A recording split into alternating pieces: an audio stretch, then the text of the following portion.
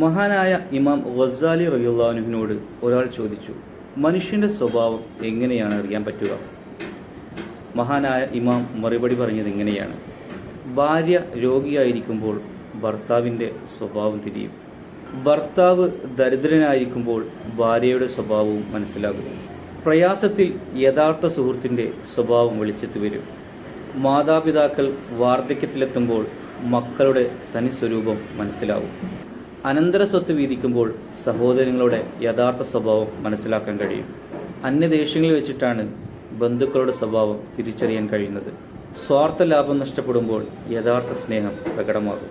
എന്നാൽ ഒരു വിശ്വാസി ഏത് സാഹചര്യത്തിലാണെങ്കിലും, പ്രതികൂലമായ സാഹചര്യമാണെങ്കിലും അനുകൂലമായ സാഹചര്യമാണെങ്കിലും, ഒരു വിശ്വാസി തൻ്റെ സ്വഭാവം കാത്തുസൂക്ഷിക്കും.